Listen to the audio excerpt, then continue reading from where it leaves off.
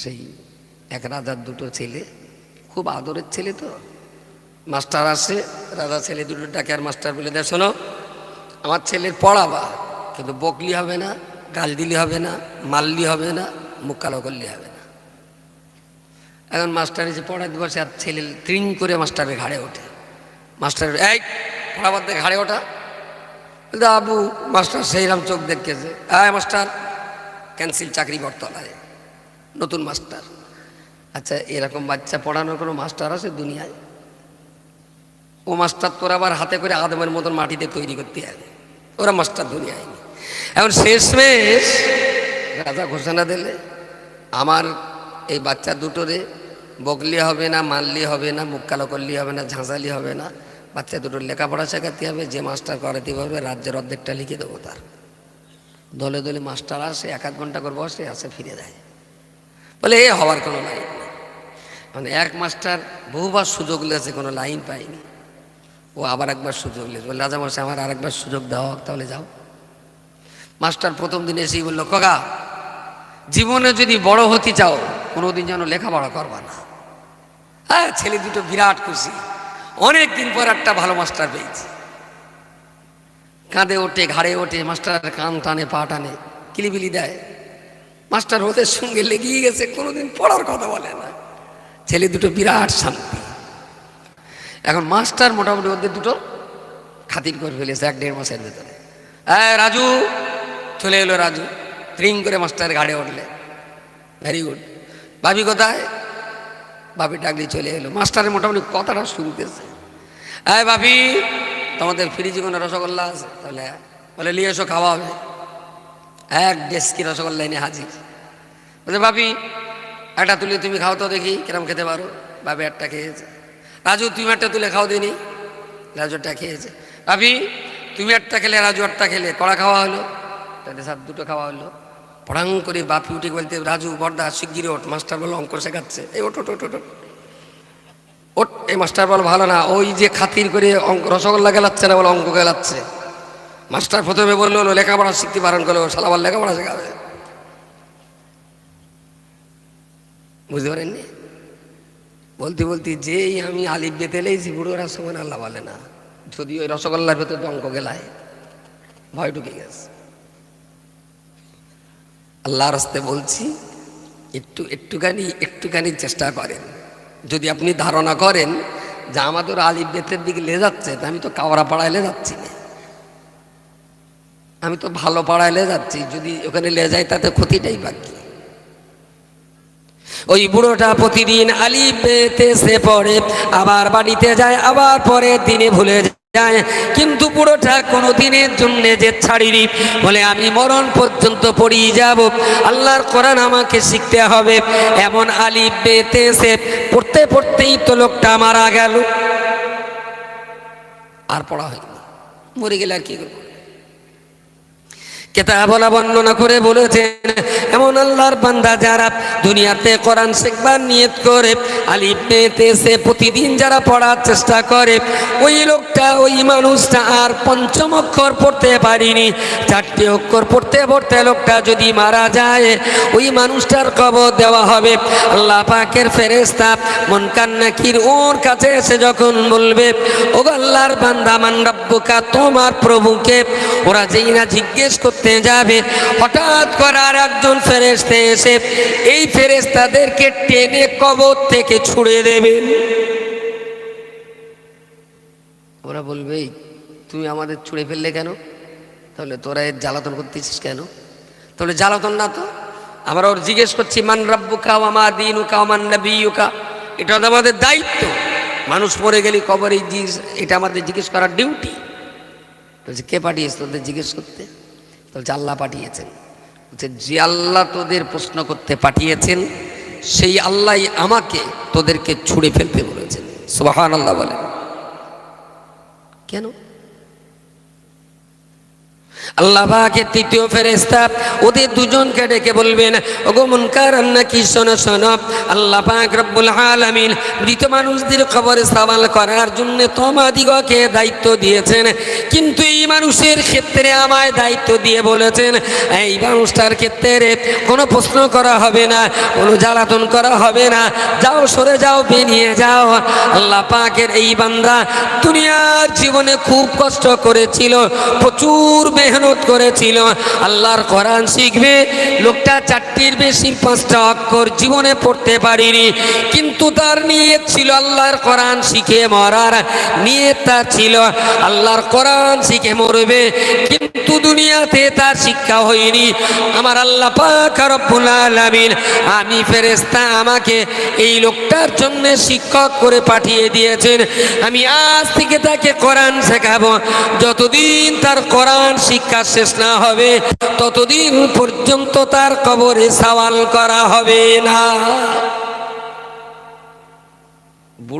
বুড়োদের অন্তত এই সুযোগটা তো আছে।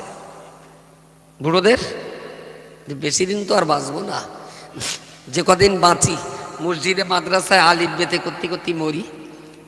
যদি আল্লাহর রহমত হয় তাহলে আমার কবরে ফেরেশতারা আমারে শেখাবে। আমাকে একটা গাঁজা করতোর মনে হচ্ছে যে আমি গাঁজার কলকে দমটম দিয়ে কথা বলতেছি, মনে হয় না তো? গাঁজাখোর মনে হয় না? তাহলে আমি যদি গাঁজাখোর না হই, ভালো ঠান্ডা মাথার লোক হই, তাহলে আমার কথাটা কি ঠান্ডা মাথার বুড়োরা নেবে? মাশাআল্লাহ। মনে মনে এটা হচ্ছে না, হুজুর তো বললো কবরে পড়াবে, বিড়ি দেবেন তো নাকি, না ওটা আবার সঙ্গে লাগাইতে হবে? যে যার মুরিদ। আমি আল্লাহর হস্তে বলছি, কোরআনের প্রতি প্রেমিক হয়ে প্রতিদিন যারা চেষ্টা করবে, ওরা দুনিয়াতে সফল না হলেও আল্লাহ কবরে ফেরেশতা দিয়ে তাদের সফলতার দরজায় পৌঁছে দেবেন। বলুন সুবহানাল্লাহ, সুবহানাল্লাহ। তলাবুল ইলম, তলাবুল ইলম, ইলম মানে জ্ঞান, আর তলাবুল মানে বলেছি তো আগে, বলে খোঁজা। বাহ, অন্বেষণ করা একটু সাধু শব্দ, সন্ধান করা একটু সাধী শব্দ, আর খোঁজাটা হলো সহজ শব্দ, জ্ঞান খোঁজা। আচ্ছা, বলছি আপনাদের সঙ্গে 2-1 জন আছে না গাড়িতে, 2 জন 3 জন 4 জন, ওরা কি বলে? তাল বেলেম। আচ্ছা, ওটা নেরকল বেলেম না হলে তাল বেলেম হলো কেন? বেগুন বেলেম তো হতে পারত। ওটা কি আসলে? বলে তাল বেলেম। আসল শব্দটা হলো তলিবুল ইলম। তলিবুল ইলম, তলিব মানে সন্ধানকারী, যিনি খোঁজেন, আর ইলম মানে জ্ঞান। যিনি জ্ঞান খোঁজেন তার নাম হলো তলিবুল ইলম। মনে থাকবে? বলছি আপনাদের সঙ্গে যারা আসে ওরা কি সত্যি সত্যি জ্ঞান খোঁজে? ওরা হুজুর যায় আওয়াজ করতে, আর এই ভাত লাই সময় নেই, হুজুর করলাম আওয়াজ চলে যেতে হবে। এই ঘুষো চিনি কেন, জলকার এলাকায় বাংলা চিনি করতে পারিস না, পরে বাড়িতে এনে দিলে। এই শুধু গরুর গোস কেন, একটু মুরগির গোস্ত করতে পারিস না, এনে দিলে আবার দুবাড়ি। হ্যাঁ, আর তুই সব কিছু করলি, তো একটু রসগোল্লা দই আনতে পারিস না। তাহলে ওরা হলো তলেবুত তহাম। তম মানে খানা, খাবার। ইমাম আজমের সঙ্গে যারা থাকতেন তারা তলিবুল ইলম, নবীর সঙ্গে যারা থাকতেন ওরা তলিবুল ইলম, ইমাম জালালউদ্দিন সুফির সঙ্গে যারা থাকতেন ওরা তলিবুল ইলম। আর এখন যা থাকে তলিবুত তহাম। মাল কোথায় আছে? বলছে বস করে মরে আর খেয়ে মরে। তলিবুল ইলম, নবী বললেও তলাবুল ইলম, ইলম অন্বেষণ করা, ইলম খুঁজে বেড়ানো, এটা ফরজে আইন। তাহলে সেই ইলমটাকে দায়িত্ব ছিল আপনার খুঁজে বেড়ানো, আপনার খুঁজতে হবে না। সেই ইলম গ্রামের মক্তবে আছে, খুঁজতে হবে না, খোঁজা আছে, রাস্তা আছে, তবুও এ কলেরারা একটু পড়তে আসে না। মোড়ের মাথায় আড্ডা মারবে, চার দোকানে আড্ডা মারবে, কিন্তু পড়তে গেলি পক্ষ গাথায়। মসজিদি বা মাদ্রাসা একটু বসে পড় ভাই, জীবনটা ভালো কাটুক, দুনিয়াটা সুন্দর হোক, এরা তা চায় না। আচ্ছা, যারা দুনিয়াতে কোরআন শিখতে চায় না, জ্ঞান অন্বেষণ করতে চায় না, এদের কি মরার পর কবর খুব ভালো হবে বলে মনে হয়? খবর শুধু একবার গেলি হয়, ওরাও হাত পা গুটকে রয়েছে 37 নম্বর মুকুল্লে, যে শুধু আসুক আগে। প্রিয় শ্রোতা মণ্ডলী, যে আয়াত দিয়ে শুরু করেছিলাম, রব্বানা আতিনা ফিদ দুনিয়া হাসানা, আল্লাহ দুনিয়াতে আপনি ভালো জিনিস আমাদের নসিব করুন, ওয়া ফিল আখিরাতি হাসানা, আল্লাহ পরকালেও আমাদের ভালো জিনিস নসিব করুন।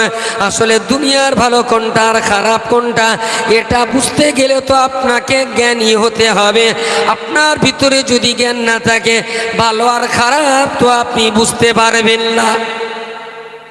জল করে মাছও হয়, ক্যাঁকড়াও হয়। যাদের জ্ঞান আছে তারা ক্যাঁকড়াটা বাদ দে, আর যাদের জ্ঞান নেই তারা মাছও খাবে, ক্যাঁকড়াও খাবে। আর যারা জ্ঞান পাপী তারা মাছটা সরি খায়, আর ক্যাঁকড়াটা বেচে লুঙ্গি কিনে পরে। তো লুঙ্গি পরা হলো না ক্যাঁকড়া পরা হলো? কিছু কিছু চালাক জ্ঞান পাপী মুসলমান আছে, ক্যাঁকড়া খাওয়া মকরু বলে খায় না, তবে বেঁচে আবার জামা কাপড় খেয়ে নেয়। এরা মুসলমান ব্যবসায়ীও আছে।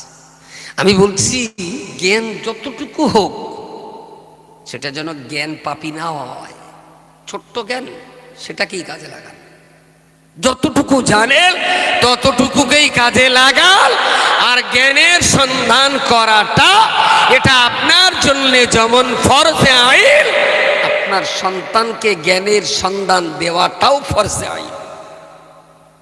যে বাবা তার সন্তানকে জ্ঞানের সন্ধান দেয়নি, সে বাবা কখনোই জান্নাতে যাওয়ার আশা রাখতে পারে না। সন্তানের জ্বর হলে মাথায় পানি দেন, অসুখ করলে গালে ঔষধ দেন, ঠান্ডা লাগলে গায়ে কম্বল দেন, খিদে লাগলে মুখে খাবার দেন, গরম লাগলে গায়ে বাতাস দেন। এগুলো তো আপনার ডিউটি, ঠিকই করেছেন। ঠান্ডা লাগলে যদি গায়ে কম্বল দিতে হয়, খিদে লাগলে যদি মুখে খাবার দিতে হয়, তাকে মানুষ করতে গেলে কলবেতে কিছু জ্ঞান ঢোকাতে হয়, তার কলিজায় কিছু তো জ্ঞান ঢোকাতে হয়। কিন্তু এ ব্যাপারে আমাদের বাপ মারা প্রায় উদাসীন। ICDS-এ পড়ে, তাছাড়া কতদিন যে স্কুলে গেছে তার বাপও জানে না, মাও জানে না। প্রাইমারিতে যায়, থালা বেজে বাড়ি আসে। প্রাইমারিতে একেবারে 100-র ভিতরে বলা যেতে পারে, যদি বাবাদের জিজ্ঞেস করা হয়, ভাই তোমার ছেলে কোন ক্লাসে পড়ে, তাই তো ওর মা বলছিল 3 ক্লাস না 7 ক্লাস, মনে হচ্ছে 4.5 ক্লাস টেলাস হতে পারে। 100-র ভিতরে 99টা বাপ 25 ক্লাস বলতে পারবে না। আর যদি কি বই পড়ে জিজ্ঞেস করি না, তাহলে জায়গায় হার্ট অ্যাটাক করে মরে যাবে। যদি বইয়ের নাম জিজ্ঞেস করি, কোনো খবর নেই। অথচ ওই কচির জন্য এই বাপ খেটে খেটে মরে যাচ্ছে। ওই কচির ঘর কোথায় হবে, ওই কচির বাড়ি কী করা হবে, ওই কচি গোসল করবে কোথায়, ওই কচি পায়খানা করবে কোথায়, ওই কচির ভবিষ্যৎ সুখ শান্তি ওর বাপের মাথা খারাপ দিন রাত। কচিটা দেহের জন্য তো বহুত কিছু দিলেন ভাই, কচির কলবের জন্য কি দিয়েছেন আপনি? প্রিয় শ্রোতা মণ্ডলী, বক্তৃতা অনেক শুনেছেন, আমি শেষ যে কটা কথা বলেছি, আল্লাহর রাস্তায় আমার কথাগুলো মাথায় রাখুন। আমি বোধহয় মাস দেড়েক আগে ভিতরে জলসাটা এসেছিলাম, এই মক্তবডানে অনেক কথাবার্তা হলো। সেই রাত্রিবেলা অনেক সময় কথা বলেছি যে ইমিডিয়েট পড়াশোনা চালু হোক। ওরাও বললো হ্যাঁ খুব তাড়াতাড়ি আমরা করবো। আমি মোটামুটি ধরে নিলাম ইসরাফিল ফেরেশতা মাসি দেওয়ার পরে এরা করবে। ইসরাফিল ফেরেশতা মাসি দেবে না, শোনেননি নাকি? কিয়ামতে আল্লাহর যখন হুকুম হবে কিয়ামতের, ইসরাফিল ফেরেশতা তখন বাঁশি দেবে। এরা মোটামুটি ওই বাঁশি দেওয়ার পরে মক্তবের কাজটা করবে, পড়াশোনাটা। এত সুন্দর একটা সোনার চাঁদ জায়গা পড়া হয় এখানে, পড়ায়। হ্যাঁ, আমি সে বাচ্চাদের কথাই বলতেছি। কটা বাচ্চা পড়ে? কটা বাচ্চা পড়ে? হ্যাঁ, 95টা বাচ্চা। মহল্লা পরিবার কটা? 100 পরিবার থেকে 95টা বাচ্চা পড়ে। কজন পড়ায়? একজন পড়ায়। কটার থেকে কটা?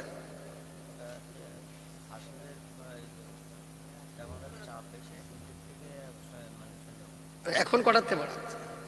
4টে থেকে সন্ধ্যে। এখন কটা বাচ্চা? 50টা বাচ্চা পড়ে আসর থেকে মাগরিব, 1 ঘন্টা করে সময়। তাহলে একটা বাচ্চা কতক্ষণ করে টাইম পায়? কথা বলেন। 50টা বাচ্চা 1 ঘন্টা পড়ানো হয়, তাতে নিশ্চয়ই নাম ডাকার ব্যাপার থাকে। একটা বাচ্চা আসবে, হুজুরের কাছে পড়া দেবে, হুজুর আবার নতুন পড়া দেবে, পড়া নেবে, তারপর যাবে। একটা বাচ্চা 50টা বাচ্চা যদি 1 ঘন্টা পড়ায়, তাহলে একটা বাচ্চা ক মিনিট করে টাইম পাবে? হ্যাঁ, 1 মিনিট। 1 মিনিট 5 সেকেন্ড না? 5 সেকেন্ড কেন? 50টা বাচ্চা 1 সেকেন্ড করলেই তো 50 সেকেন্ড। তার মানে 1 মিনিট 1.5 সেকেন্ড করে। 1 মিনিট 1.5 সেকেন্ডে একটা বাচ্চা কি পড়া দেবে আর কি নেবে বলেন? এই জন্যই বলছিলাম তথাগতিত ভাবে না চালিয়ে একটু সিস্টেমেটিক্যালি পড়ালে বাচ্চাদের অনেক উন্নতি হবে, অনেক উন্নতি হবে।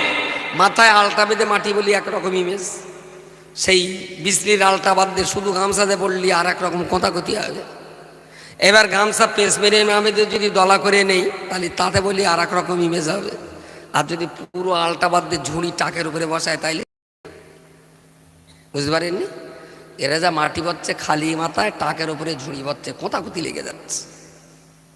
অথচ ওই মাটিটাই বলে খুব আরামে বড় যাবে যদি একটু সুন্দর করে কান বেঁধে একটা গামছাতে পাগড়ি পেনা বেঁধে এখানে বেশ তোষক পেনা হবে, গদি পেনা হবে, তারই উপরে একটা আলটা দিয়ে এখান থেকে পাক দিয়ে বেঁধে নেবে। বুঝতে পারেননি? কোনো কষ্ট, ওজনের কষ্ট হবে, কিন্তু মাথায় যে লাগাটা সেটা লাগবে না। আমি বলছি কি, একই কাজ সিস্টেমে করলেই না অনেক সহজ হয়, অনেক বরকত হয়, কষ্ট কম হয়। আর সিস্টেমের বাইরে করলে কষ্ট বেশি হবে, কাজের রেজাল্ট ভালো হবে না। আমি বলেছিলাম একটু সিস্টেমেটিক্যাল ভালোভাবে পড়াতে হবে। তাহলে শুধু বাচ্চা না, বাচ্চার মা পড়াতে হবে, বাচ্চার বাপ পড়াতে হবে, বাচ্চার বড় ভাই পড়াতে হবে। তবে তো একটা পরিবার ধীরে ধীরে ধীরে ধীরে একটা সুন্দর জায়গায় আসবে। চেষ্টা করুন, আমি আছি আপনাদের পাশে। আমি তো কোনোদিন অবজ্ঞা করিনি। সেই যে চলে গেলাম আর কোনোদিন কেউ ফোন করিনি। আজকে এসছি, ভালো হয়েছে। বেশি দিন তো বাঁচা যাবে না দুনিয়ায়, বলেন কদিন বাঁচবো? আর আমিই বা কদিন, আর আপনিই বা কদিন। এখন যে কটা দিন বাঁচা যায়, জাতির জন্যে, কমিউনিটির জন্যে, সমাজের জন্যে কিছু না কিছু করে যেতে হবে। তা না হলে না, মরণের পরে কবরে শুয়ে কিচ্ছু পাওয়া যাবে না। কিছুটা করে যেতে হবে, মৃত্যুর পরে ইনশাল্লাহ কবরে জারি থাকবে সওয়াব। আলহামদুলিল্লাহ, আমি আলোচনা শেষ করব, দোয়া হবে। আর বিসমিল্লাহ শরীফ সহ ফাতিহা শরীফ, ইখলাস শরীফ, দুরূদ শরীফ একটু পড়ে।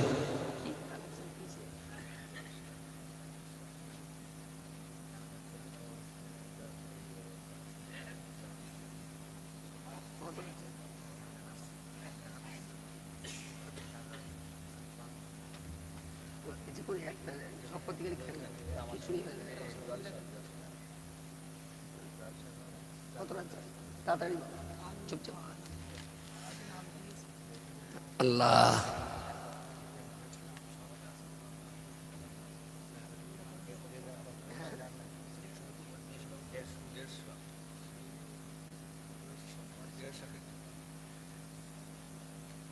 যারা বাইরে আছেন ভিতরে আসুন।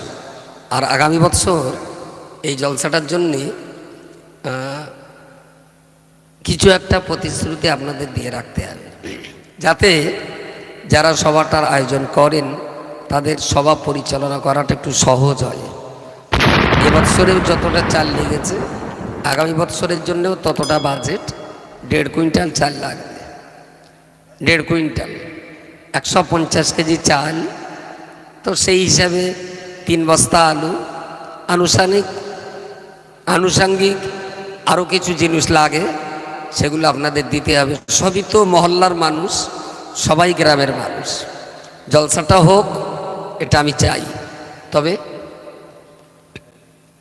সঙ্গে পড়াশুনোটা যেন সুন্দরভাবে হয়, সে ব্যাপারটায় সবার দৃষ্টি আকর্ষণ করছি।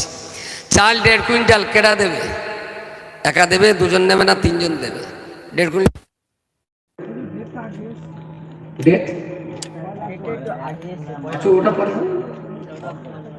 ওটা পরে 1.5 কুইন্টাল চাল লাগবে।